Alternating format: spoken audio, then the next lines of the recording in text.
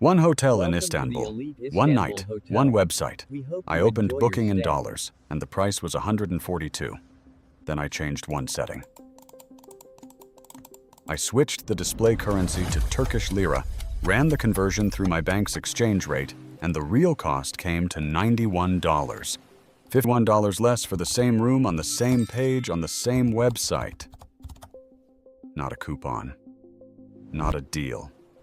Not a different room category. The same booking, repriced by a single drop-down menu. I thought it was a glitch, so I tested it again. Different hotel, same city. Dollar price, 109.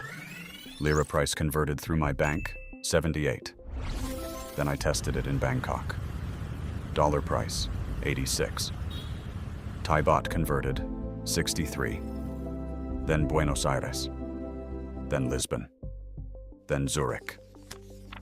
Over 3 months, I compared prices across 40 hotels in 12 countries. The pattern held every single time. The price in your home currency is not the real price. It is the real price plus a margin you never agreed to. The mechanism is straightforward once you see it. When Booking displays a price in a currency that is different from the one the hotel set, it converts using its own internal exchange rate.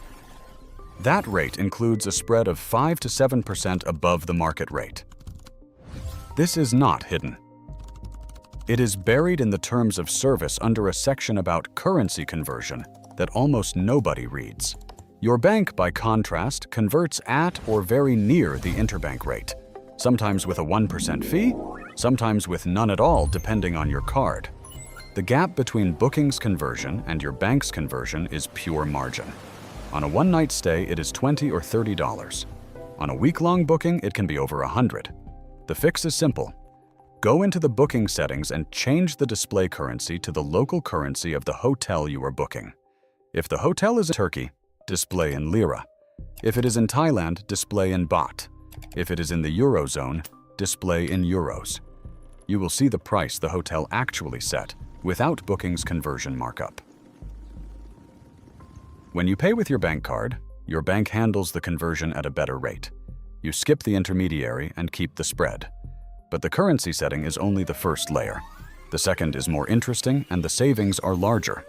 In countries where the local currency is falling, hotel prices update with a delay. The hotel sets a rate in lira or pesos at the beginning of the month. Over the next 4 weeks, the currency drops against the dollar, sometimes 5%, sometimes 15%, sometimes more.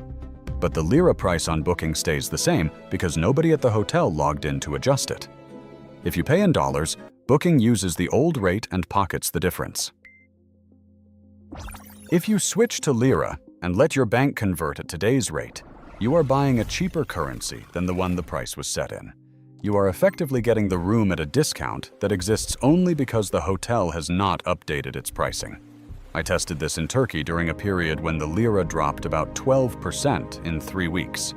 A hotel in Cappadocia listed at 2,800 lira per night. In dollars? Booking showed 161. My bank converted 2,800 lira at the current rate to $102.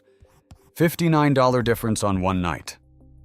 Over 4 nights, that was $236 saved. Same hotel. Same dates. Same room. The only variable was which currency I booked in and who did the conversion. The third layer is geographic pricing. Booking adjusts what you see based on your IP address. A user browsing from the United States sees different prices than a user browsing from India or Indonesia. The logic is purchasing power parity. Booking's algorithm assumes that users from wealthier countries will accept higher prices, and users from countries with lower average income will only convert at lower price points. The result is that the same luxury hotel can show $300 to an American address and $180 to an Indian address. Not always, not on every listing, but often enough that the pattern is consistent. Some travelers combine this with a virtual private network. Switch your apparent location to a country with lower purchasing power, switch the currency to the hotel's local currency, And the algorithm treats you as a local user with a lower price ceiling. I tested this from a Southeast Asian server on a hotel in Barcelona. The euro price did not change, but the presentation price, the one shown on the search results page before you click through, dropped by about 15%. The final booking price reflected the lower presentation tier. This does not work on every listing, and the savings vary, but on premium hotels in tourist-heavy cities, the gap is consistent. That's very helpful. The fourth mechanism is the payment timing trap. When book on Booking, you usually see two options: pay now or pay at the property. Pay now locks in the price at Booking's exchange rate on the day of booking. Pay at the property lets you settle the bill at check-in in the local currency using your own card. The difference matters because when you pay now, Booking converts the currency for you using their internal spread. When you pay at the property, your bank converts it using their rate, which is almost always better. The savings are smaller here, usually 2 to 4%, but on expensive hotels or long stays, they compound. There is one catch with paying at the property. Some hotels offer a lower rate for pay now bookings because they prefer guaranteed revenue. In those cases, you need to calculate whether the lower base price plus Booking's conversion markup is still cheaper than the higher base price minus the markup. Sometimes pay now wins on deeply discounted rooms. Usually pay at the property wins on standard rates. The math takes 30 seconds and a currency converter app. The fifth mechanism is cross-currency drift. Hotels in Europe sometimes list prices in multiple currencies: euros, pounds, Swiss francs. These prices are set independently, and they do not always update in sync. A hotel in Switzerland might show 900 francs or 820 euros for the same room. If the euro has strengthened against the franc since the prices were last updated, the euro price is effectively cheaper. I found a hotel in Zurich where the franc price was about 20% more expensive than the euro price for the same room simply because the hotel had not synchronized its rates across currencies. This is not a common scenario. But when you find it, the savings are significant, and it is completely within the system's rules. What all 5 of these mechanisms share is one underlying principle. Booking is a marketplace that profits from information asymmetry. The price you see is not the only price that exists. It is the price generated for your specific location, your specific currency, your specific payment method, and your specific browsing profile.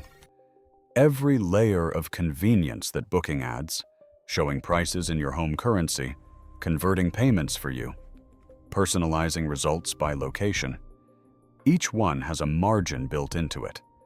And each margin is a place where money moves from your pocket to theirs without you seeing it happen.